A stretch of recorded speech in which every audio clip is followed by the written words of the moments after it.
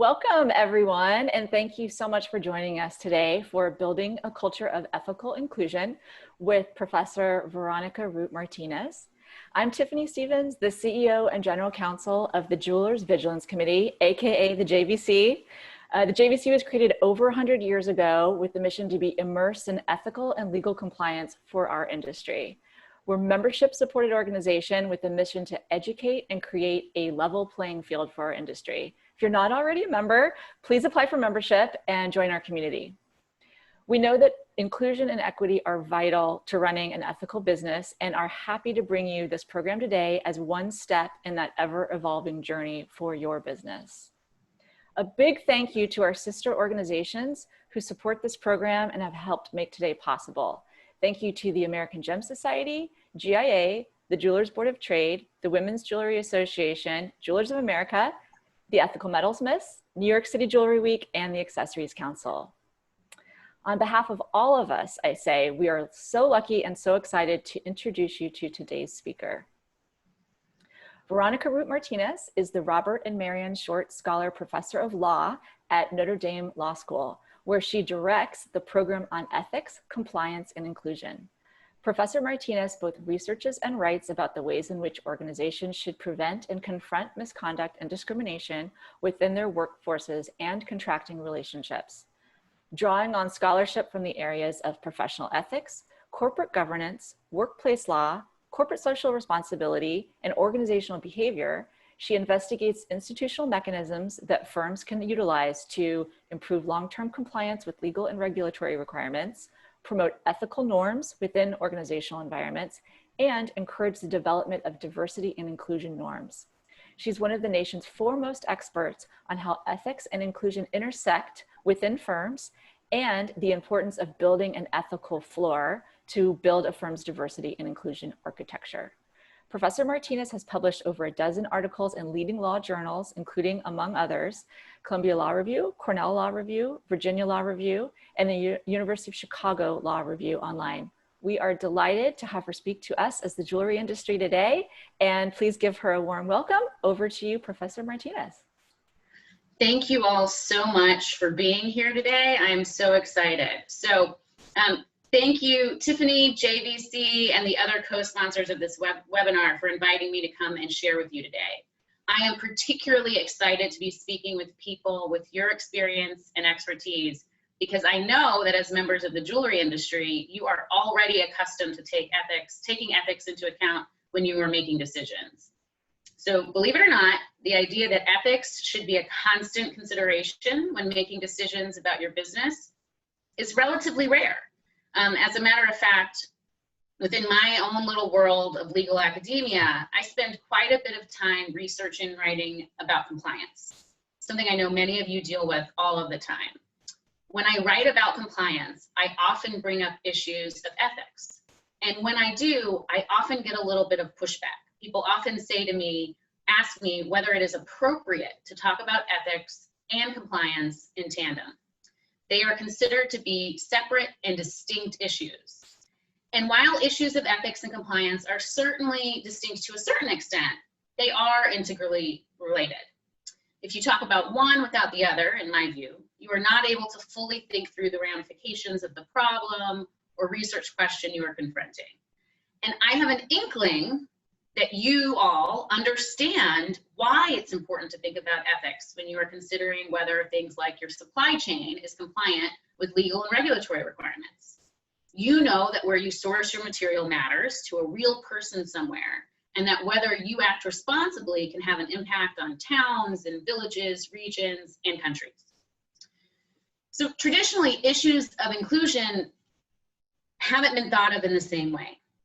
At least I don't think they have. But today I'm going to speak a bit about why it is really important to think about issues of inclusion in tandem with issues of ethics, just as you already do when you approach ethics within your compliance space. So today I'm going to talk to you about building a culture of ethical inclusion. I'm going to start by outlining two strands of research from the field of behavioral ethics. I'll then apply those two strands of research to the Me Too and Black Lives Matter movements to help demonstrate why the concepts are important as we consider whether we should be working on building a culture of ethical inclusion within our own lives. And then I'm going to talk about some small steps you can take to start working for a life that starts to value and incorporate what I'm calling ethical inclusion. My understanding is that the primary audience for this call are people with small to medium-sized businesses. So my examples are going to be kind of targeted to those sorts of businesses, but I'm happy to answer any questions you might have and anything that I don't cover to the best that I can. Okay, so first we're going to start talking about behavioral ethics. Okay, so there's two. Behavioral ethics has all sorts of fun stuff that we could talk about, but I've selected two for our webinar today. So the first idea is that the hat you are wearing when you are facing a question or problem or decision changes the way you answer that question. So let's take something as innocuous as ice cream. Let's say someone asks you whether you think it's okay for them to have an extra scoop of ice cream after dinner. This isn't going to change the world, but depending on what hat you have on, you may change how you respond to the question. Let's say the person asking for more ice cream is your 4-year-old child. My 4-year-old child would eat as much ice cream as humanly possible at all times. But I'm probably going to say no. If she asks for another scoop of ice cream, she's a little person, then there's some bad outcomes associated with her having too much sugar. But it's not because it really matters. It's also just because I don't want to teach her it's okay to eat an unlimited supply of dessert, right? Now let's shift my hat from that of parent trying to show my child how to be responsible and make healthy decisions to that of caregiving daughter. My mom has had 2 major heart surgeries, and after the first one, she really needed to gain weight. She didn't have to ask me for the ice cream. I was pushing it. I went to the store and found every possible ice cream flavor that might have tempted her in any way, and I bought it. There has never been so much ice cream in our house, but calories in. She needed to gain that weight, and it worked. Now, it's not that ice cream has changed. It's just that my frame of reference of evaluating the ice cream has changed. So now imagine that the person wanting the ice cream is my friend, and she asks whether she can have the extra scoop. I probably don't care. You're an adult. If you want more ice cream, have your ice cream. I don't feel the need to set a good example, and I don't feel the need to take care of you in the same way, so I feel no need to strongly advocate for or against the extra scoop of ice cream. Okay, so the ice cream example may seem a little bit silly, but it illustrates a concept behavioral ethicists sometimes refer to as framing. So how a question or problem is framed primes us and our response to that question. For our purposes today, we may have a decision about whether we should, for example, change our sexual harassment or diversity and inclusion policies, and how we frame that question matters a lot for what sort of answer we're going to get on the back end. Okay, so that's our first idea from behavioral ethics. How do we frame an issue, or what hat do we have on? The second concept is a bit harder to move into a pithy soundbite, but essentially the concept says that we are all capable of acting outside of our ethical and moral understandings of what the right thing is to do.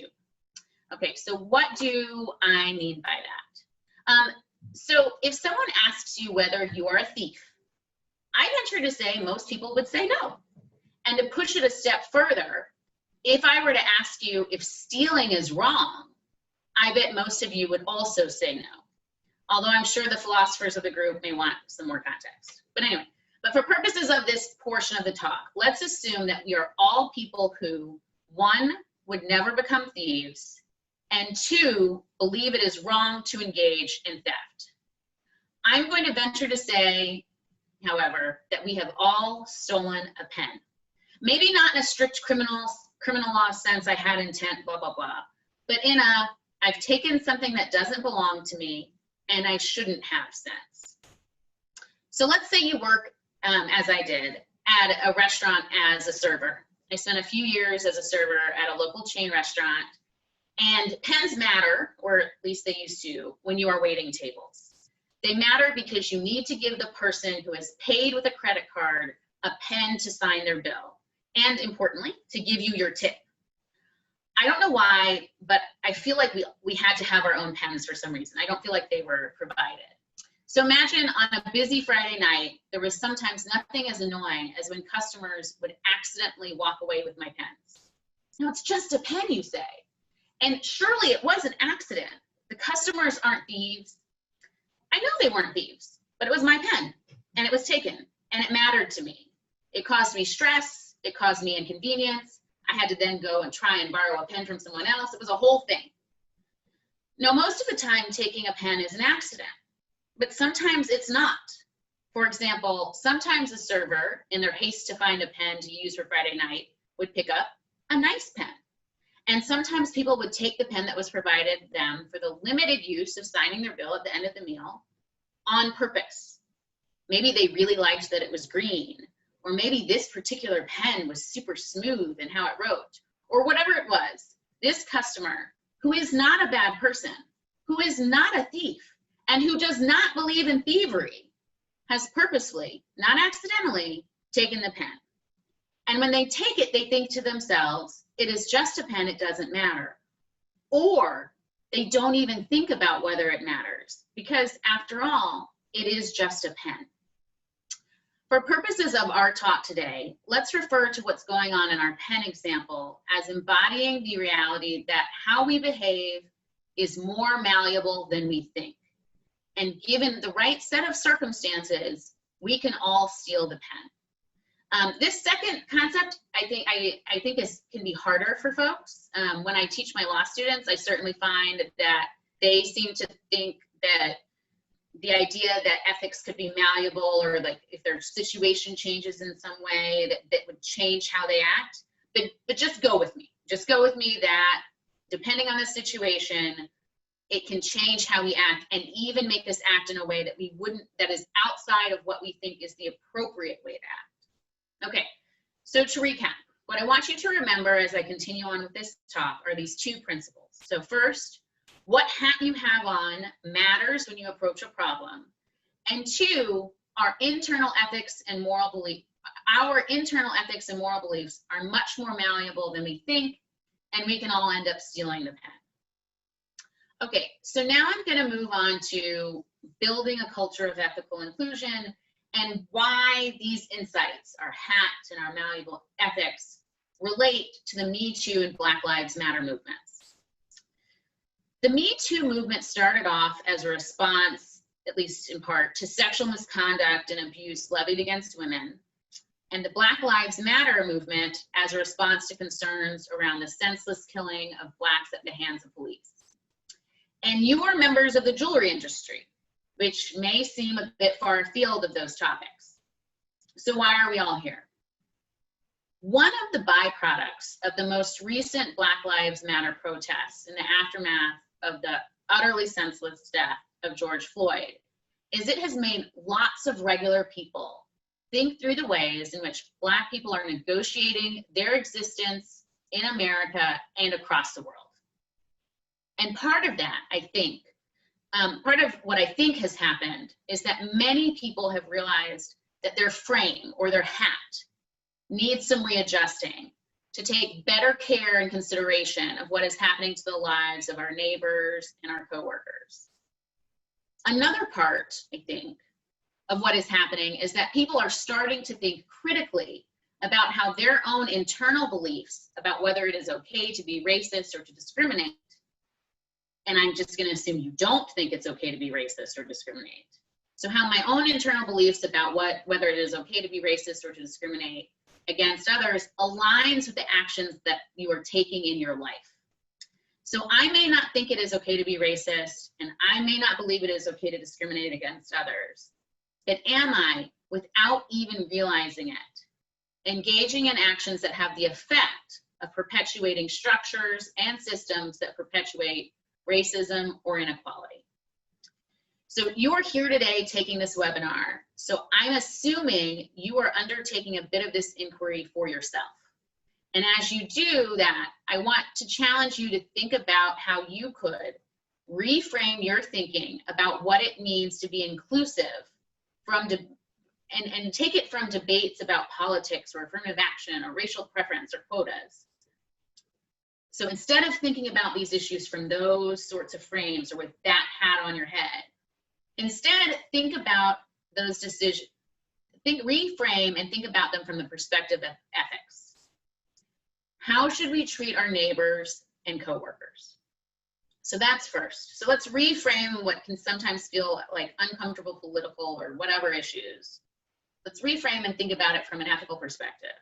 And then two, think about what steps you personally and purposefully can take to make your communities, with the realization that your community includes your family, your workplace, your neighbors, and beyond, how you can make your community a more inclusive space. So that's what I mean by building a culture of ethical inclusion. I'm reframing the debates about what we need to create a more equitable society for Black people, women, people of color, the disabled, etc., from a political frame or a legal frame or a business frame to decisions about ethics and morality. It's really important to realize that when, for larger firms, where if you have like an HR person or an HR department, you were probably trained to evaluate decisions from a legal or business frame. You probably were not trained to think through those decisions from an ethical frame. But at the end of the day, if we can reframe our thinking, I think we can make some changes, because most people's internal beliefs do not align with concepts of discrimination or superiority or privilege. They are more aligned with acceptance, community, and grace. But we don't just get there without actively and purposefully thinking through steps we can take to align our internal belief structures to the world in which we live. Okay, so what are some steps you can take? So I'm going to discuss 3 potential steps. So step 1, increase the demographic diversity of your decision-making trust. Okay, so what do I mean by your decision-making trust?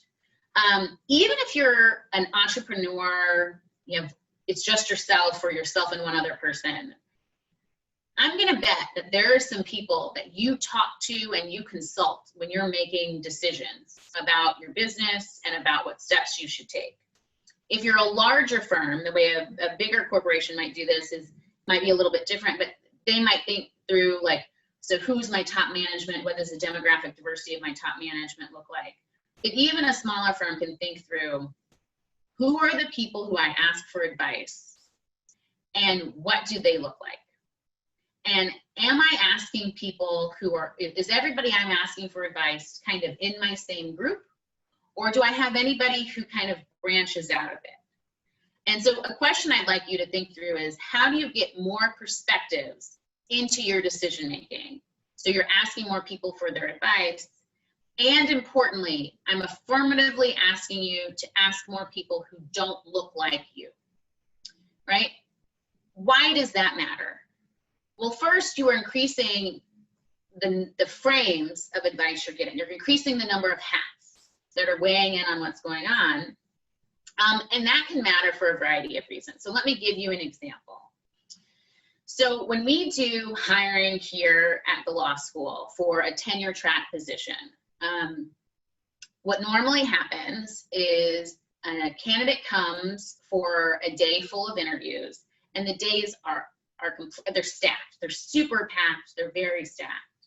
And if you're in charge of coordinating that schedule, you have on, let's call it a business hat, right? So, okay, so I have a candidate coming. I need the candidate to meet with groups of faculty, a group of students, the dean. I need the candidate to give a lunchtime talk, and I need to be able to work with all these different people's schedules to make everything fit. And that is what I'm thinking about. I am thinking, appropriately so, I am thinking about building a schedule. Now, this is a moment that seems relatively innocuous, but it has an opportunity where if you get some input from folks from a few different hats, particularly folks who aren't in your same group, who look a little different than you do, you might end up with some more information that's relevant. So a few years ago, we had a candidate coming in, and the person in charge had made the schedule, and I saw the schedule, and I said, and my frame was different. And I said to the person doing the schedule, hey, I happen to know that this candidate just had a baby a few months ago. I don't know whether or not she's still breastfeeding or not, but I think you need to put 2 20-minute breaks in her schedule so that if she needs to pump, she can do that without having to make a big deal out of it. Now, that's a completely, I think, to some people, random thing. There's nothing discriminatory on its face about making a schedule that only has a couple 5-minute breaks for someone to go to the bathroom. I mean, that's just, and that, frankly, having gone through the process myself, that's how most law schools, that's how they just stack. There's just so many meetings to have, a limited amount of time, you just stack that schedule. People really just don't have a lot of time. And yet, I just had a slightly different frame of reference. And it turns out it wasn't that hard to add in a couple 20-minute breaks in case it was needed. But it's because I wasn't just thinking with my scheduling hat. I was thinking with my I'm a mother myself hat.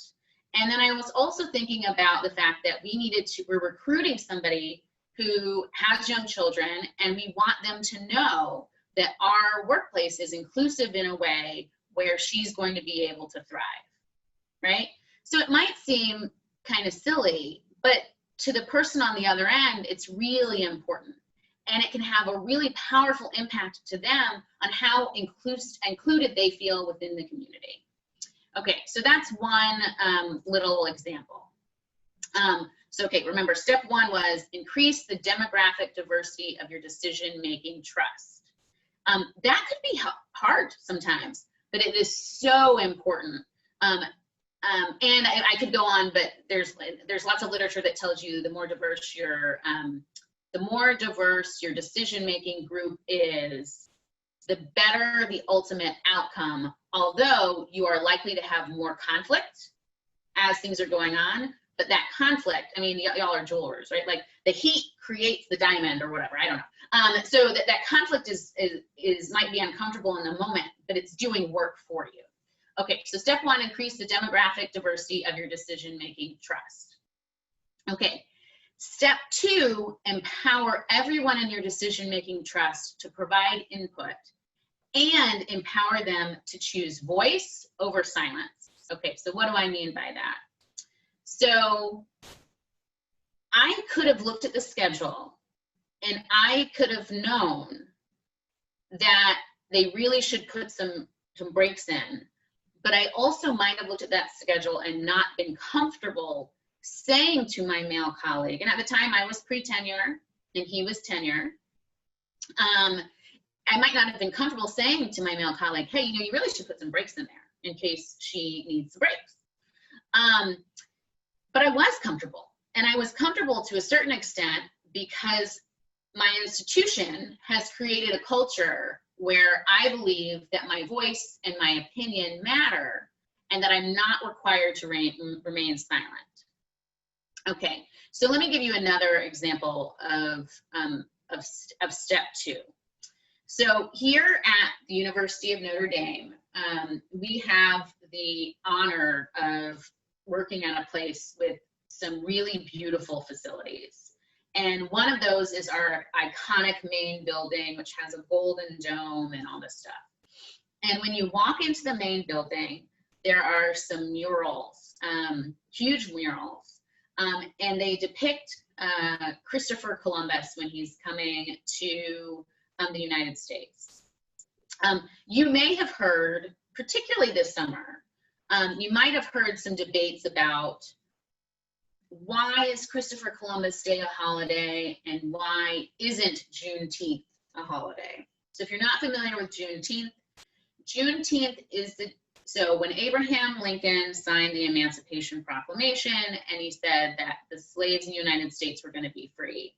Not everyone was freed on that day because it's not like now where we have Twitter, and so the minute somebody says something and the whole world picks up on it, right?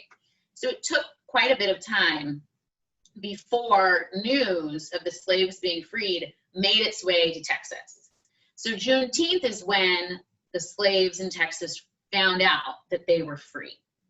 I'm actually from Texas, so I've known about Juneteenth for a long time, but a lot of people have never heard of it. So anyway, so back to Christopher Columbus. These murals have been in the main building for years and years and years and years and years.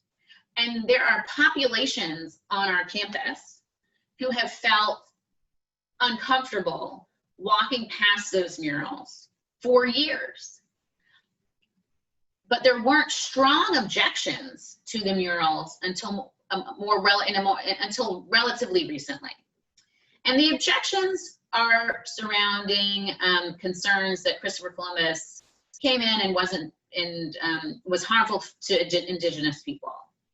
But there are some who feel really strongly that the murals should not go away because they're part of the history and fabric of the place. The reason that they were put up was to talk about, was because he was Catholic and because there was all this anti-immigrant whatever sentiment in the country, and why would we cover up our history? And then there are other people who say, this is a depiction and honoring of somebody who was really violent to me, to my communities and ancestors. And so I find this to be really deeply offensive. I'm sure you can see that I'm mirroring without mentioning a lot of current events that are going on right now in this country. So how do you deal with history at the same time that how do you deal with the realities of history? How do you not forget your history while at the same time not make certain groups feel as if their value is being diminished in some way? And I don't want to answer that question for you. I think that's something that every organization has to go through and work out with together. But what's important about it, what's most important, I think, is that you've created a culture where people who feel like there's something wrong going on choose to explain that to you instead of suffering in silence. So in the literature, there's a seminal work from the 1960s called Exit, Voice, or Loyalty. And if I'm unsatisfied with what's going on in my workplace, I have, the literature posits, I have three choices. I can exit, so I can just up and quit. So I can be like, you know what, I'm not here for this culture, this isn't working for me, so I'm just gonna exit stage left. The other is that I can voice, I can explain to you what's gone wrong and why I think it needs to be fixed. And the other thing I can do is I can stay and I can be silent, but I'm probably not very happy, I'm probably not very fulfilled, and the silence can be stifling. More modern literature on the topic talks about the damaging effects of silence. Okay, so for you, why would this matter to building a culture of ethical inclusion? Well, it's going to be hard to create an inclusive environment that values equity if you aren't willing to hear from voices and perspectives that are different than your own. And I'm using the word hear on purpose. So it's not enough.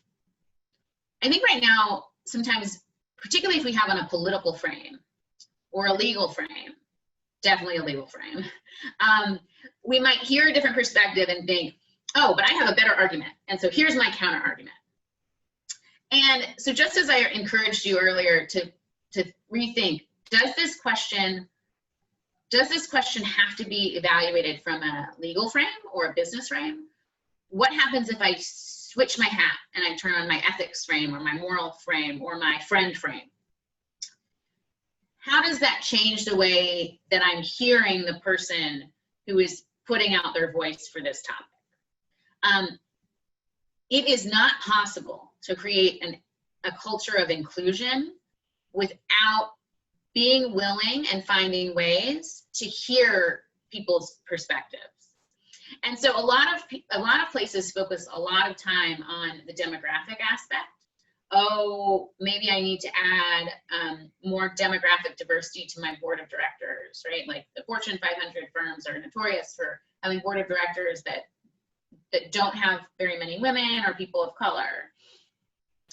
But it doesn't matter if you've added the demographic diversity, or it's going to be limited in its impact on your organization if you aren't also committed to hearing their voice and really including them in the decision making that's going on. So even for y'all who have smaller businesses and you aren't really relying on, a board of directors, you're relying on your own decision-making trust, right? The people who you go to consult. You might have people who you talk to regularly who are like you. They went to the same high school as you, they went to the same college as you, they had the same major as you, and they have the same frame of world as you do. And then you might have like one or two mentors who have different frames of reference. And they might give you different advice than the others. I'm not saying you take the different advice. I am saying it's really important to fully hear it and fully consider it and fully digest it. And to be inclusive when you're thinking about that, and to be aware of why am I resisting certain views and perspectives? Am I resisting it because I'm thinking about things from a legal perspective? Because I'm thinking, oh no, I can legally do that. Oh no, what he did is not a problem. It's not severe or pervasive sexual harassment, so we're good. Or am I thinking about it from an ethical perspective? Okay, so step one is, remember, increase the demographic diversity of your decision-making trust. Step two, empower everyone in your decision-making trust to provide input and empower them to choose voice over silence. The last thing I'll say on this is your decision-making trust might be, if you're a really small business, your decision-making trust might be your mom and your dad and your brother and your sister if it's a family business. And you might be used to hearing one set of voices within that family and dismissing another set of voices in that family. And I would just encourage you to think through, when family member X says something, am I really hearing it? Or am I just thinking, oh, that's just my annoying little sister, or like, why should I listen to what she's saying? Because you know what? Your annoying little sister might actually have some really good and valuable input. My little sister, I'm not saying she's annoying, my little sister is fundamentally making my life okay right now because she is a preschool teacher and school is canceled due to COVID, and I am not, right? She knows more about what I should be doing with my 3- and 4-year-old than I ever will. But if I keep her in little sister frame instead of she went to school for this and actually knows what she's talking about frame, I would be missing out on so much valuable input that is really beneficial to me and my kids and to my family. Okay, so step two, empower everyone in your decision-making trust to provide input and to choose voice over silence. Okay, so step three, and this is my last little step, be an ally of those in their community as they use their voice. It can be really risky to use your voice. So colloquially, let's think of it as, if the wheel is always squeaking, like you're just gonna ignore it eventually, right? You're just gonna be like, like the wheel just squeaks. So if you think of somebody, so there's those people who complain all the time, fine. And maybe it can be harder to listen to them. But sometimes people have made a really hard decision to say something, and if you dismiss them, or if they feel like they weren't heard, that can be so defeating. And the next time, they're not going to express their voice. They're going to be silent. Because expressing voice can sometimes feel really risky. It can feel like you're making yourself vulnerable or all sorts of things. The way that the literature that I look at, or some of the literature I look at it, would be the way I frame it for myself, being aware of certain literatures, is I have to pick and choose when I'm going to use my reputational capital. So when am I going to exert my capital, right? So how often am I going to see in the landscape of the law school something that could be inequitable for a woman or a person of color? I'm probably not going to raise my hand every single time. I'm going to pick and choose when to raise my hand when it's really important. And if people ignore it, that makes it all the more difficult for me to raise my hand the next time. But if I raise the issue and then somebody else comes in and acts as an ally, that does a couple things for me. One, it confirms to me that my voice matters in the organization. It can confirm to those around me that they should pay attention to what was just said. And so if you want to create an organization that is truly inclusive, you need a certain amount of demographic diversity to be throughout your decision-making process. And you need to encourage that demographic diversity to exercise their voice. But one of the ways you encourage that is by being an ally.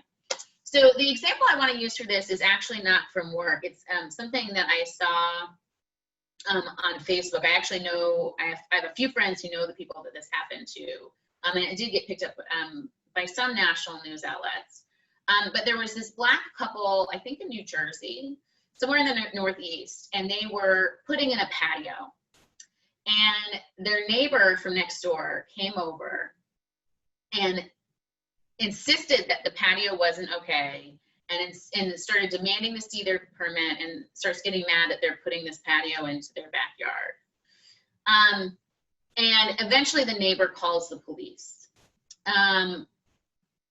The Black couple wasn't doing anything wrong. They had a permit for the patio. It's like literally their backyard. But the neighbor was insistent that they were doing something wrong.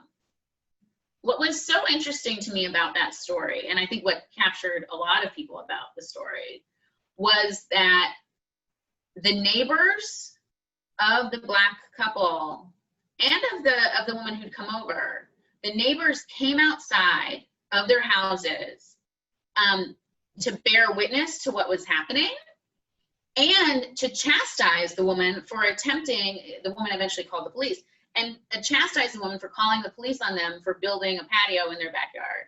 And there were multiple neighbors on the street saying, what are you doing? They aren't doing anything. Why are you trying to interfere with what's going on? Why are you calling the police? All these things.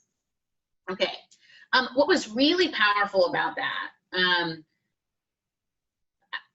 to me, was it was an amazing example of allyship, right? So they didn't just stand by and watch what was happening and think to themselves, oh man, that's terrible. Why would she do that? And then keep on going. They literally came outside and stood on their sidewalks, socially distant because it's a pandemic, right? And said, what you're doing is wrong and you need to stop. And we can all imagine instances where we've seen somebody make a comment or try and intervene in some way. And we know that that person is probably right, but maybe the big boss is like, no, we're not doing that. And then we all remain silent. Now, as an ally, you also have to pick and choose your battles. I'm not suggesting that you don't. But it's going to be hard to create a truly inclusive workplace if the people you're relying on for the inclusion are just the same people, and there's not a strong amount of allyship going on within and throughout the organization. Okay, so those are my three kind of steps. So step one, increase the demographic diversity of your decision-making trust. Step two, empower everyone in your decision-making trust to provide input and to choose voice over silence.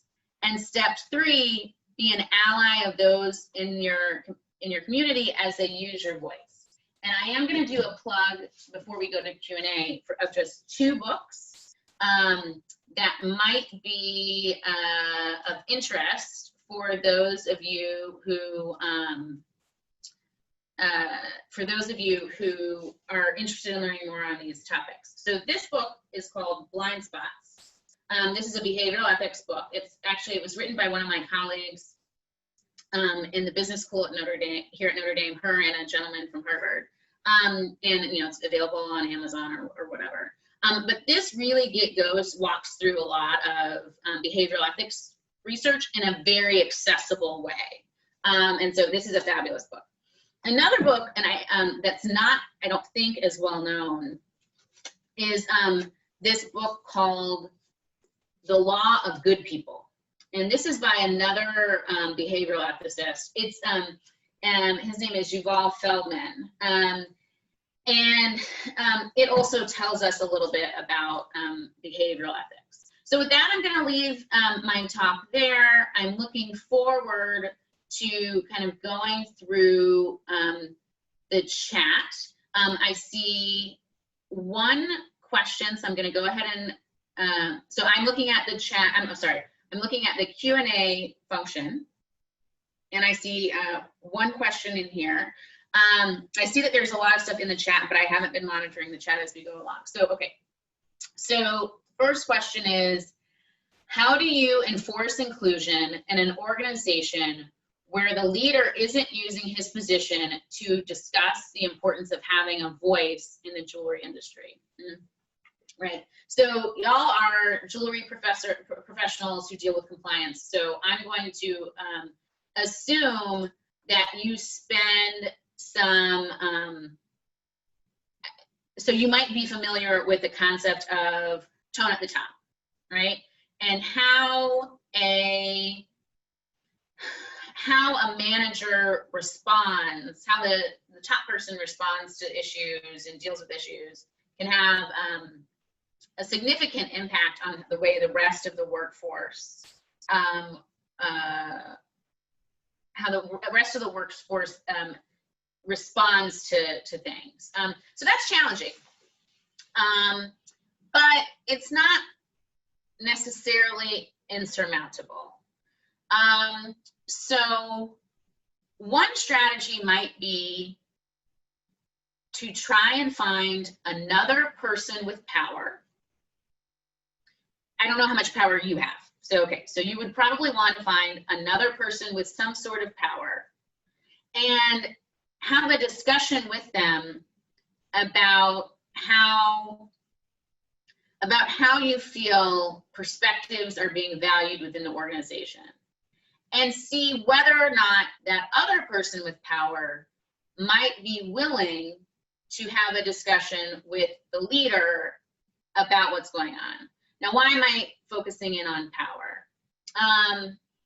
People don't listen to everybody, right? I mean, and that's it's unfortunate, but it's true. And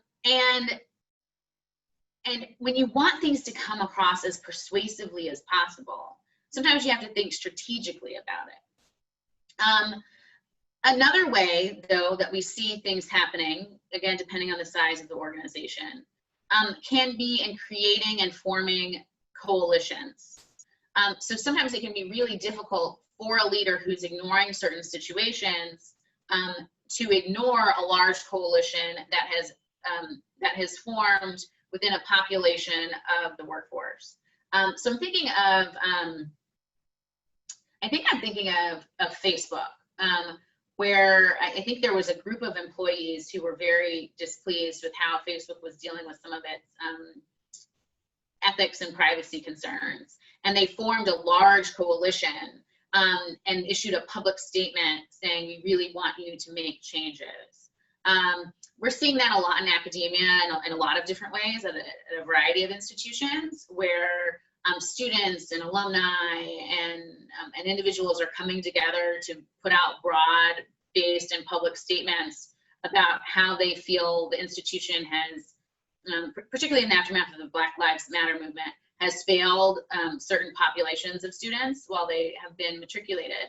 And it's really powerful. So I guess I have two suggestions. One is about maybe approaching somebody else who might be more receptive, who also has a high degree of power, to see if they can communicate the need for more listening in the organization. If you're a really big organization, sometimes sometimes the managers will have a 360 review, and that can be a really helpful way to do that. So where they, instead of the manager reviewing you, the manager's direct reports review them. And that's something you can suggest, maybe that we adopt a policy of 360 reviews. Those can be really revealing and important. But then there's also the coalition. Coalitions can be very dramatic in their ability to affect change. Okay, so let me move on to the next question. So, does the framework change at all when reaching outside your organization to encourage other organizations and businesses to get on board with ethical inclusion? So now for a second, I feel like I need to put on my compliance hat. So within the compliance world, we often see third-party, and I assume you all have to see this all the time, so third-party requirements within our contracts. So for example, it's really often that you'll see, so I'm a business and I have an anti-corruption policy, and then I put in my contracts with third parties that they need to comply with my anti-corruption policy. And the reason you're doing that is because if they don't comply with your anti-corruption policy, you could end up liable, right?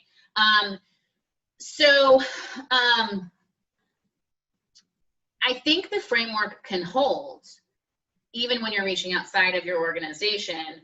But the question is how you're doing it. So an example that I have seen within the legal industry is that sometimes we will see groups of large law firms come together and tell, we'll see groups of large organizations, like Fortune 500 businesses come together and then put out a statement towards large law firms who do a lot of their legal work. We want to see more demographic diversity in the people who are doing our work.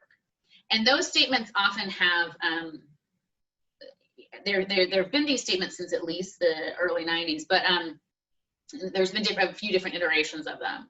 And they've had different levels of detail. But the point of this statement is to create external pressure to get the law firm to make itself more demographically diverse. And sometimes they go a little step further, because one of the things you might worry about there is tokenism. So, okay, so I've extended some external pressure, and now they said, oh, well, we need to have a Black person on our team, so let's just add a Black person on our team. Sometimes they go further and they say, I want to see a Black person on my team, but I want that Black person on the team to be getting origination credit, or I want that Black person, so credit for the client work, or I want that person on that team to do a deposition. I want to see them doing real work. You know, I want to see, and when I look at my bill, I want to see that they're actively engaged. So that's one sort of pressure. But honestly, I think the best, maybe not the best, but part of what has to happen, I think, to create a culture of ethical inclusion in a broad way is that we need to get buy-in, and to a certain extent, you have to get buy-in by doing things in a friendly way. So I'm not at all opposed to mandates. I think mandates are super important. But I also think something that a behavioral economist would call a nudge is also really important. So, ways in which I put out a selection of options, that can nudge how I make a decision. And so the classic behavioral economics example of this is whether or not you make something an opt-in or an opt-out. So it turns out, apparently, that most people would be happy donating their organs after they die. But instead of an opt-in system, instead of automatically opting everyone in to giving donation, and so then if people really don't want to can opt out, we have an opt-in system to organ donation.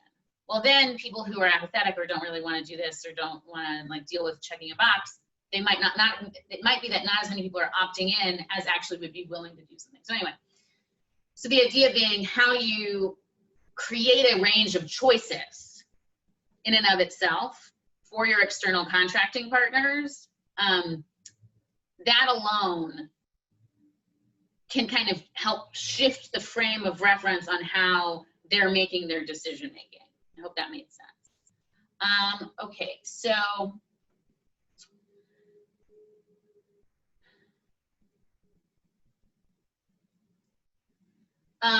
one comment that says the jewelry industry needs to work on making their website show diversity, inclusivity. It would be great if the jewelry industry could show that all people of different race buy jewelry. Let me tell you, I was a little whatever about putting jewelry on this morning to talk to a bunch of people in the jewelry industry. I didn't know if y'all were going to be judgy or not. So anyway, so I think that that's great. So I think how we project ourselves into the world does matter to a certain extent. I cannot tell you how many times people have been surprised to find out that I'm a law professor.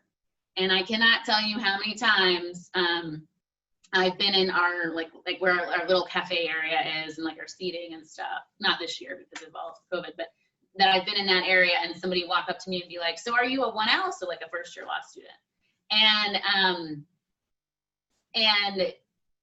Anyway, it's an interesting thing, and it's because I'm not what people expect to see when they think of a law professor at the University of Notre Dame.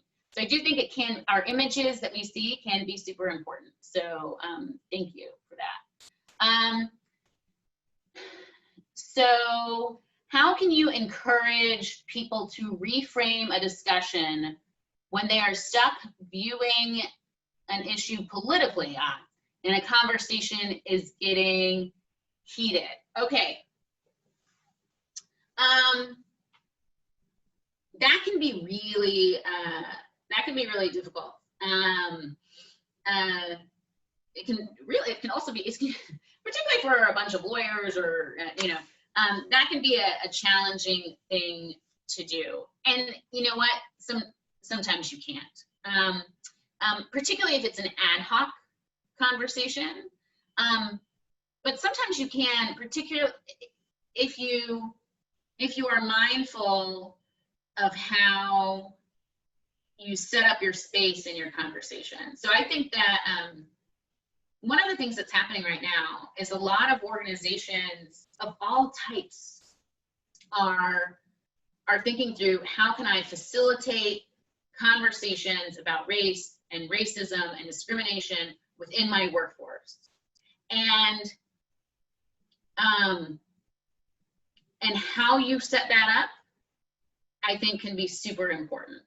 So one of the things I'm doing at the law school this semester is I have partnered, so I run a program on ethics, compliance, and inclusion, and I've partnered with two student groups that are traditionally seen as politically opposite. So one is called the Federalist Society and one is called the American Constitution Society, and we are basically doing a book club. And in selecting the books, I was really careful, and I picked 2 books that basically are polar opposites. So I picked an old, like from the 60s, anthology called What the Negro Wants, where there's a bunch of essays by different public intellectuals of the time, like James Baldwin. So there's an anthology there. It might not be James Baldwin, but anyway, so there's an anthology on one end. It's not James Baldwin. Anyway, so there's What the Negro Wants, and then on the other end, I've picked White Fragility, which is basically a popular mainstream book. And people are really critical of, people have been critical, not of me, but I have heard people being critical of people moving to using White Fragility as a jumping off point, because a white woman wrote White Fragility and there were Black scholars who talked about these sorts of issues before she did. And so, who should you really be using and all this other stuff. But I did what I did on purpose. So I took a book that was old and had a variety of perspectives, and I took a book that was new. And my hope, I haven't done it yet, my hope is that we're going to end up seeing, for the students who are able to read both books, I don't know that all of them will, but for the students who are able to read both sets of books, they're going to end up seeing some connections they wouldn't otherwise have seen. And then by partnering with 2 different organizations that are perceived as politically opposite, I am demonstrating how we might engage in discourse and discussion. And so it might be that you try and find a couple well-respected people within your organization and purposely have a discussion and purposely make each people of different political persuasions responsible for different aspects of that discussion, with the hopes that when your workforce sees, oh, well, that person over there is like a staunch Republican and that person over there is a staunch Democrat, but look at them working together, and create the norm of discussion as opposed to debate. Because the reality is you don't necessarily have to change everybody's minds. There's still a benefit in having a discussion where people actually are hearing one another, I think. Okay. How would you recommend handling performative actions by a business that it has repeatedly shown itself not to value ethical inclusion? So, exit voice and loyalty, Hirschman's classic piece would say, well, then you should exit. That's not ideal, right? But sometimes that's your choice. Sometimes your exit is saying a lot. Lawyers, we have something called a noisy withdrawal.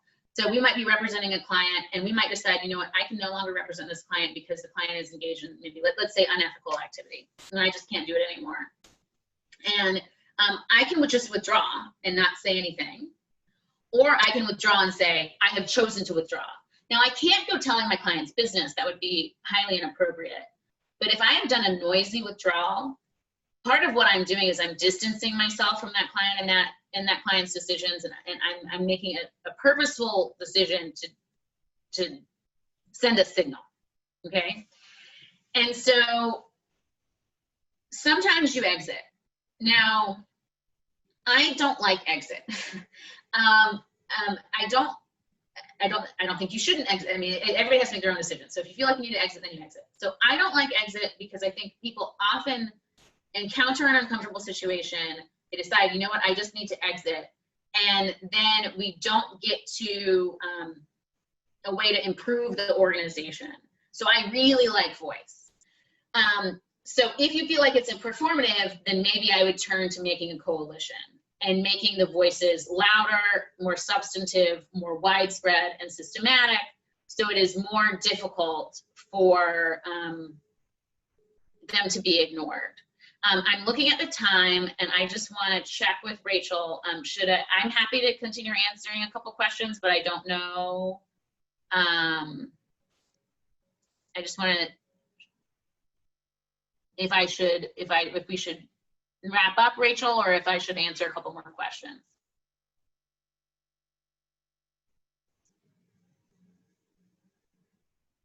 Okay, so I'll answer a few more questions. Okay.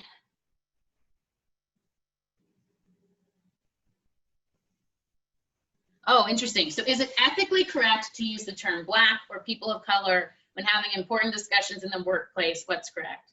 Man, that's a tricky one. And it's tricky because language changes. So I remember, I'm not going to remember where, but so Justice Thurgood Marshall, when he was on the Supreme Court, he referred to Black people as Negro. He'd say the Negro, blah, blah, blah. And towards the end of his tenure on the court, he started getting criticized for using the word Negro. And I don't know where I saw it, but I saw somewhere that he said, I worked really, really hard. I dedicated my life to being called a Negro and not something else, and I'm going to use that term. And so, you know, language changes over time. And so I identify as Black. I also identify as a person of color. I almost never identify as a minority.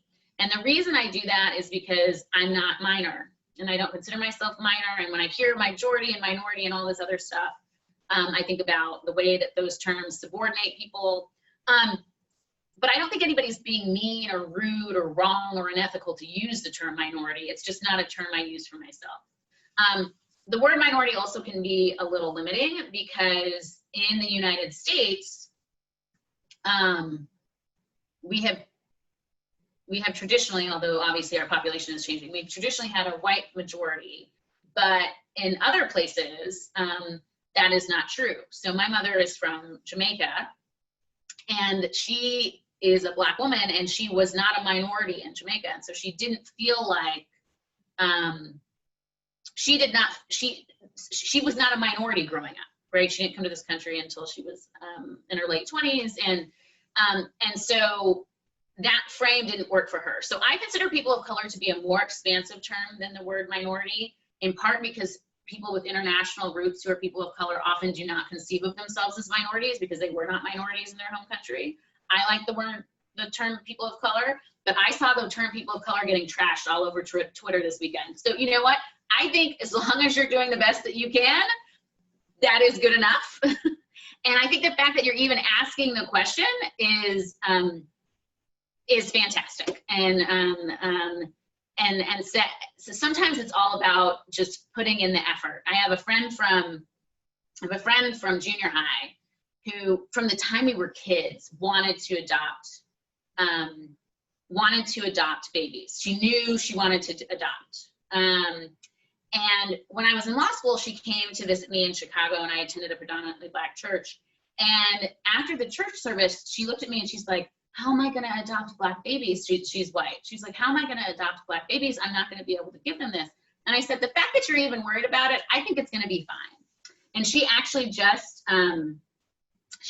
finalized adoption of a 3-year-old, 2-year-old, and 1-year-old. Oh, and they're all Hispanic. And she could not be a better mom. But she's aware, and she does the best that she can, right? And so I think to a certain extent, the point I'm trying to make in this webinar is,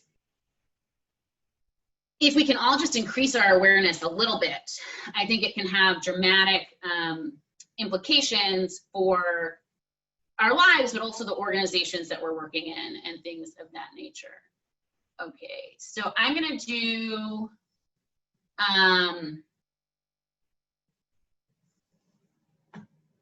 okay, so then for the blind spots question, I had a question of, can I repeat the name of the author of the book Blind Spots? Yes, so the authors are Anne ten Brunzel and Max Bazerman. But if you type blind spots into Amazon, it'll pop on up. And then I think this is probably my last question I'll answer. How do you handle when you have truly heard others, but that doesn't necessarily lead to agreement? Hearing does not always mean agreeing.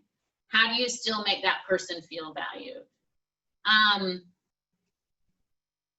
Any of y'all married? Okay, so anyway, so I think that there's lots of times when we hear the other person and we still think something else is wrong, or that the path they want to go down doesn't make sense, and that's not going to work.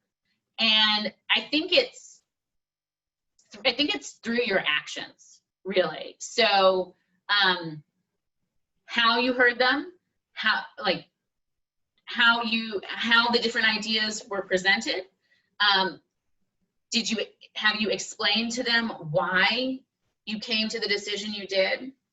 I worked for a judge the year after I went to law school, and I know that when he was writing opinions, he thought it was very important to fully write out, even if we were just going, I worked for an appellate court judge, even if it was just going to be an affirmance of the court below, he thought it was really important to fully write out the opinion and the justifications for why the court was resolving things in the way it was, even if it was exactly for the reasons that were done below, so that the litigants knew their case had been heard. He didn't want anyone to read an opinion, like a case that mattered for them, right? This is personal, right? He didn't want anyone to read an opinion for a case that mattered to them and think the court didn't care, the court didn't hear anything I said, the court just did whatever the appellate court just did whatever the lower court said. So sometimes whether or not someone feels heard has to do with how we communicate that we have heard. And also maybe, I know it's not always appropriate, but if it is appropriate, communicate why we've heard what you've said and why we're still going to go another route in this particular instance, and possibly how we're going to, but keep in mind what it is that you've said going forward in case we need to pivot and change directions. So I'm going to end there.